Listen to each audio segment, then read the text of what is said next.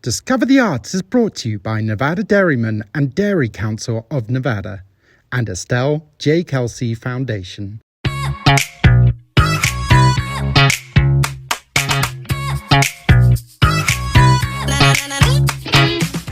my name is Nazanin Arastoodazeh. I have been an art teacher at I Can Do Anything Charter High School for the last 5 years. And one of the classes that I specialized in was puppet theater. And this presentation is going to be about puppets, making puppets, and also making your own puppet theater production. I started getting inspired to making puppets from my travels when I was in India. Puppetry is huge in India. It's a very ancient art. And Europe as well. In fact, in medieval times, it used to be how people used to get the news.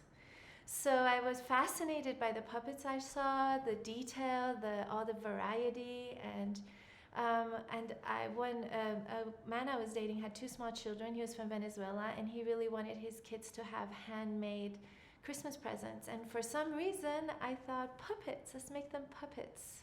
So that's how the first puppet started, and he called his daughter Payasita, which in Spanish means the little clown.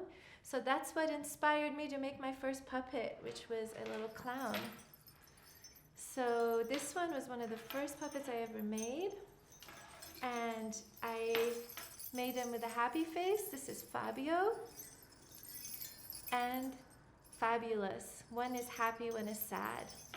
And I made them from recycled materials. We found some cloth, some old clothing, and most of my puppets are made almost completely from recycled things. And as people started to see that I make puppets, they started to gift me things.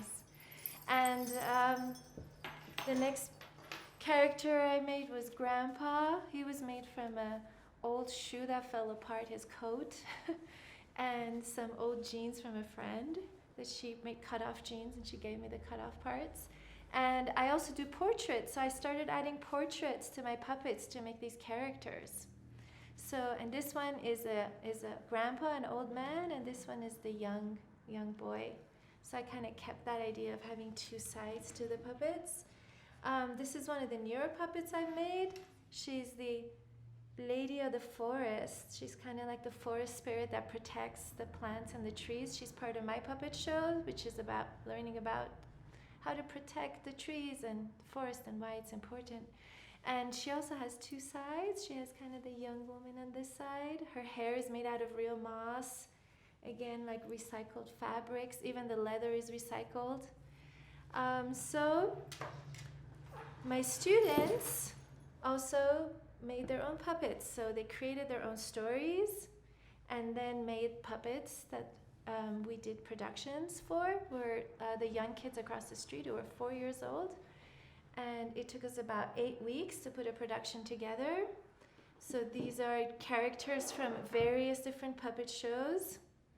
The sweater was actually crocheted. These are all made from Sculpey clay, which you can just bake in the oven, so it's really easy. And they even come in different colors. So we didn't even paint the puppets, although you can just get white Sculpey clay and paint if you like. This is Spongebob. And these are 2 characters from a fairy tale that we kind of made our own story, but it's based on Little Red Riding Hood, and this is the Big Bad Wolf. So everything, again, made by hand. So today I'm going to talk a little bit about how you can create your own puppet production. And the first part of creating one is coming up with a theme, a moral of the story, something you're trying to teach. So it could be about, for example, forgiveness or sharing, or how to stop bullying, or how to better take care of our planet, how to take care of nature. Could be whatever you think is important, whatever you want to tell. And the next step is to actually create what's called a storyline. So these are, again, were made by my students. They're kind of like a cartoon where they brainstormed a story. So this story can change. This is just kind of a start for you as you come up with what the moral of the story should be. So after the moral, what you've come up with, what kind of story you want to tell, you need a main character, a protagonist. So for example, in this case, Little Red Riding Hood, she was the protagonist of the story, and you need an antagonist, which is the person that challenges the main character. In this case, it was the Big Bad Wolf. So you need at least 2 characters to start your story, and then you can have supporting characters, you can have minor characters, and maybe even other important things for you to tell your story. So to create the storyboard, we're going to start with a piece of paper. So you can start with an 8.5 by 11 piece of paper. So please press pause and go ahead and look for the piece of paper, and when you have it, you can press play again. So now we're going to take that piece of paper, we're going to fold it in half, and then we're going to fold it in half again. So when you open it up, you should have 4 squares, and then we're going to fold it one more time.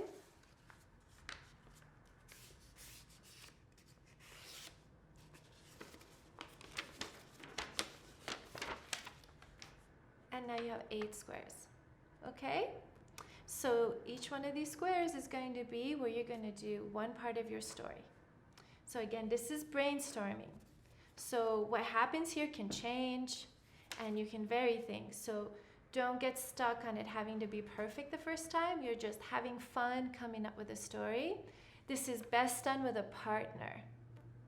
So you can do it with a friend, or with siblings, or with your parents, whoever you want to, you feel comfortable sharing this brainstorming with.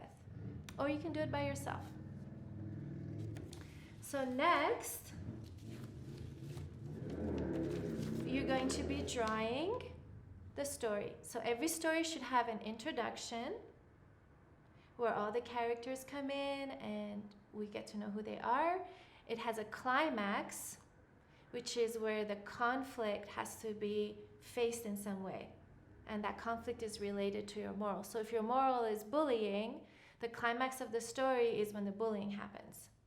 And then there's resolution, which again is related to your moral, how to resolve this problem, how to do it. And in that resolution, you're teaching your story, you're teaching your moral to everyone. So those are the things you want to focus on as you are creating your storyboard. So next, after the storyboard, is writing your script. And I have an example of a script over here. So you can write the script by hand. My students always wrote it by hand, and they would do it in the group. So if we had 4 people, there would be 4 people writing the script together. So it can again change, and you can vary it as the story develops. So the most important things about a script, it needs to have the name of your puppet theater production, what's the story's name, and it has all the different scenes in it. For example, home scene. It has all the characters and all of their lines, exactly what they're going to say and when they're going to say them. And it has the narrator that is kind of telling the story, the different segues of the story. So you have the narrator in there. And so this has home scene. It has city scene, forest scene, another city scene.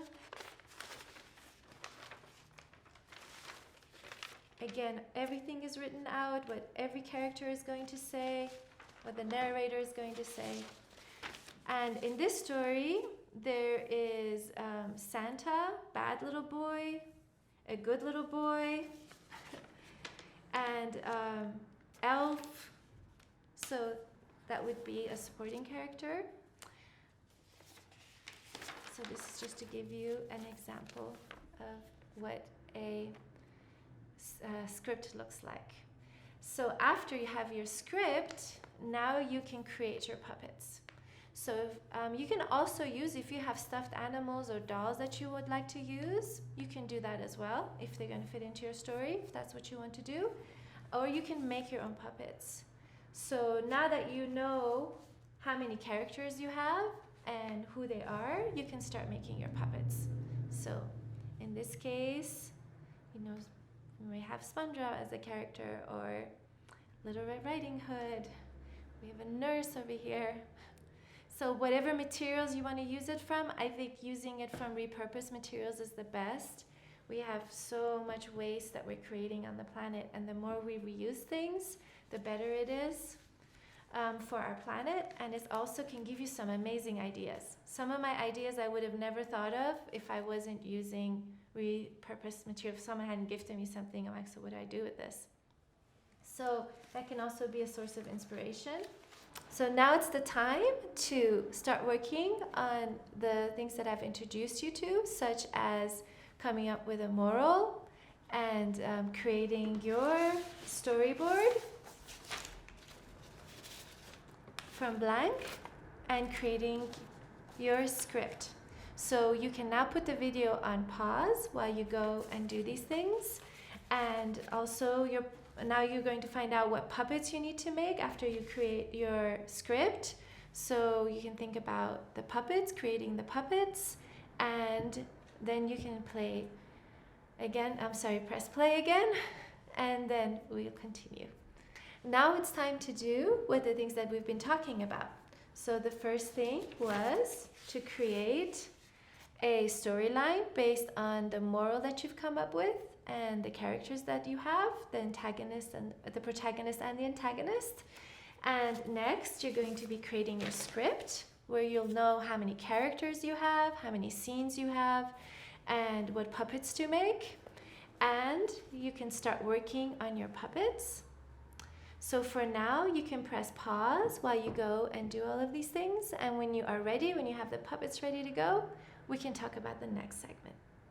Hello everybody, welcome back. Now that you have your story, your script, and your puppets, now it's the next stage, which is creating a puppet theater. My students created their puppet theater from cardboard paper. We would get large pieces of cardboard boxes and paper, and they usually base the theater on the story that they're going to tell. So there's lots of creative ways, again, that you can use, reuse materials or things that are lying around in the garage. Probably want to ask your parents for some help in this one. And create a theater. And there's examples of theaters on the internet. You can look at images and get ideas. You're going to have to think about some engineering so it stands up by itself and doesn't fall over. Next, you're going to create scenery, which is the backdrop. So the puppets will be between the scenery and the audience, and the theater will be in front. And if you have special effects, you want to think about that. One puppet show we did, we had snow and a big storm. So we made little snowflakes out of styrofoam, and we had big lightning rods made out of cardboard. So you might think of props you might need. If you have sound effects, you want to think about how you're going to do those sound effects. And next, once you have all of this together, you're going to do your rehearsal. So it's good to have a few people at the rehearsals that can look at your production and video it for you. Because one of the things with puppet theater, you're kind of down below, you're not really seeing what's happening. So it's really good to have a video of what's going on and someone who's watching to give you some feedback on your rehearsal. You're probably going to have to rehearsal several times before you fine-tune everything. And then you're ready for the final production. So some things to keep in mind with your final production is remembering to make sure the puppets are being seen well. Sometimes when I noticed when we had rehearsals with my students, sometimes only the head of the puppet was in the scene. So really important that you make sure your puppets are fully seen by your audience. Also very important, projecting your voice and staying in character with your voice the whole time. And it helps to memorize your lines so that you're not reading, so your eyes can be focused on where the puppet is going and you can focus on your voice. That's going to take a few times. So one of the most important things is learning how to coordinate your puppet at the same time that you're speaking and trying to be in character, and making your voice loud enough that everybody can hear you. So 1, you have to know your lines. 2, you have to be in control of your puppet. And 3, you have to be loud enough so everybody can hear you. So those are really important things to keep in mind. And also if you have multiple puppets, the switch, how do you switch from one to the other? How long does it take for you to switch? If you have other people back there with you, how long is it taking them to switch and making sure you're coordinated? So for example, with my puppet, Fabulous, who is always happy, and Fabio, I have to remember how to move them, their hands. Remember when the characters are switching to make sure they're fully switched open, they're not just half. You always want your puppets to be facing your audience. Make sure you're not having them sideways. So all these little details can take a really long time to perfect. So make sure you leave a lot of time to rehearsing and perfecting so that all your hard work will be at its best when you do your final production. I was commissioned to do a puppet show by a library, and I created the Gypsy Puppets Theater Company and wrote a script for a puppet show called Lost in the Forest. And you're about to see the trailer of that puppet show.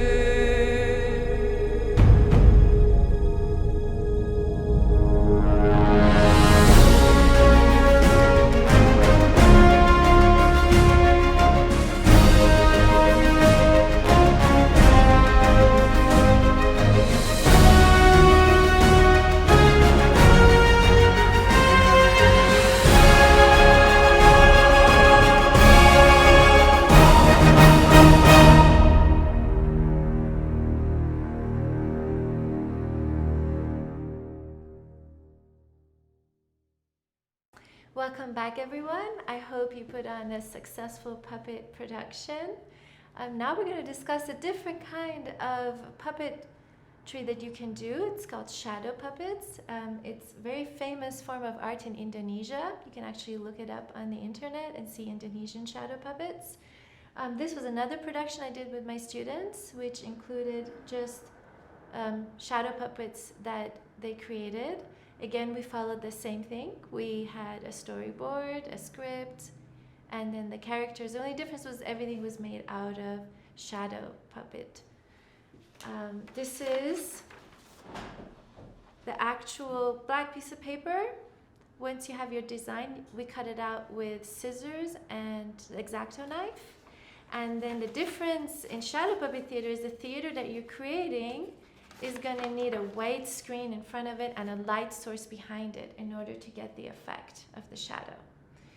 So I'm going to show you various examples of the different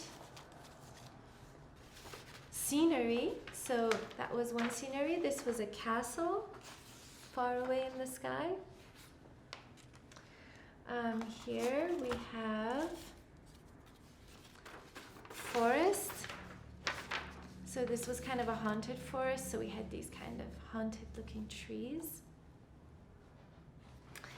And here is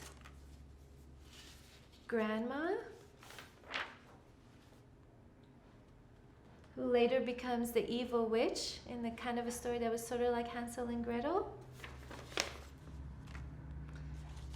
We have the alarm clock that rings and wakes everybody up. So there's different effects you can do with the shadows. You can take them further away, bring them close, you can move them around.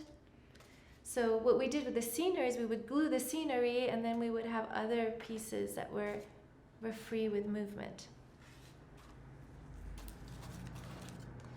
And there is the cat.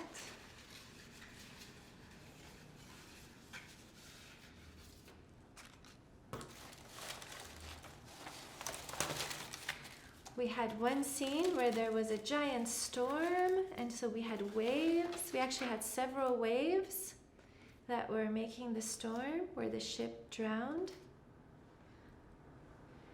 And a mermaid came to save the day.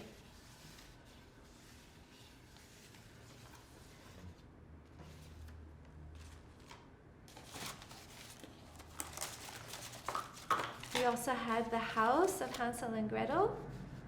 Oh, the witch's house. So this is the witch's house.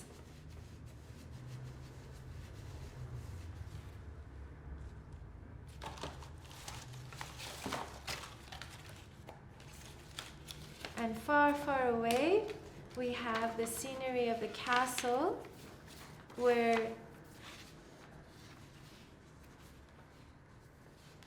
the children end up in part of the story. We have the big full moon.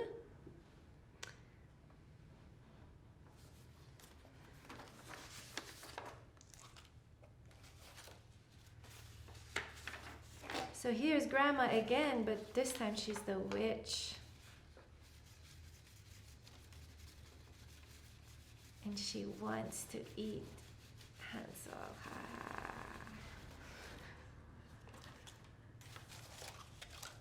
We talked about a ship earlier. So here's the ship that was lost in the storm in the sea.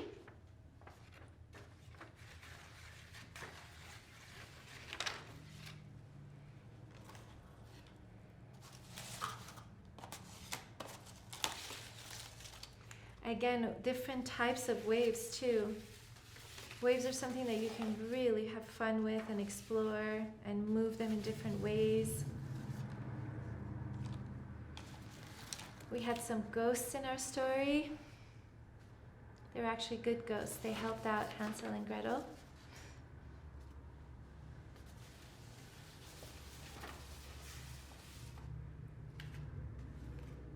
Again, a fun effect with ghosts. It's fun to move them away and close so they really look like they're hunting.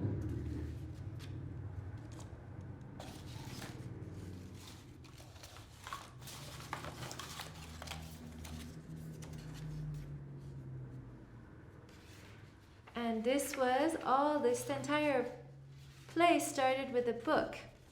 So it was Grandma was reading to her grandchildren the story of Hansel and Gretel.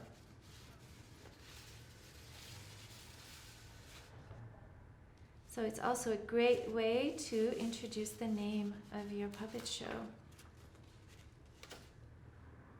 as the book is opened and closed. I hope you've had a wonderful time creating your storyboards and productions and have performed them for family and friends. Please feel free to send us pictures and videos of your productions to the email address for Art Town. We'll be very, very happy to see them. It's been a pleasure to share my art and my journey in puppetry with you, and I hope that you have learned about your own creativity and the possibility of your imagination through this.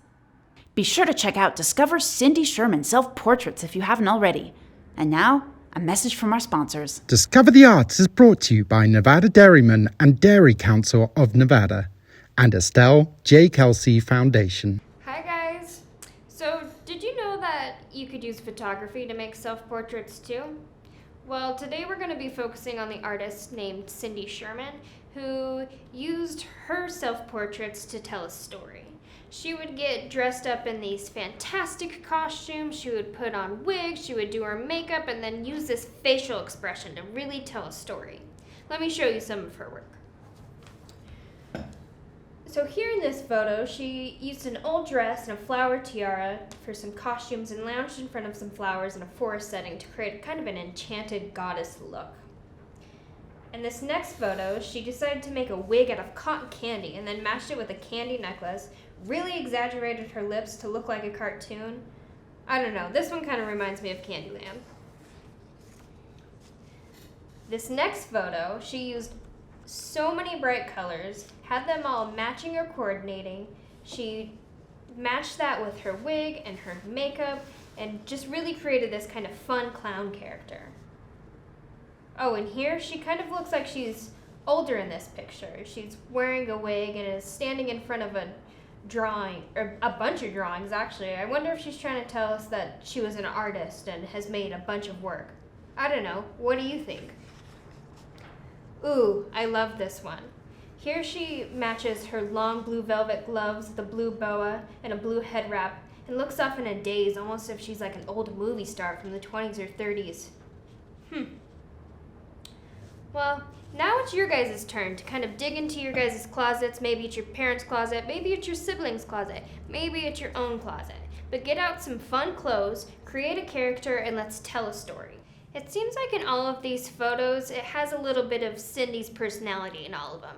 Like the movie star, maybe it's because Cindy's famous. Or in the Candyland one, maybe she's just silly sometimes. Have you ever heard the term of a person with many hats? It seems like all of us have these different perspectives about ourselves that we really just want to show. So in my picture, I put on all my welding gear because I can weld. So I'm a welder in one, and then the other one I'm more of a kind of a movie star because I also love the theater.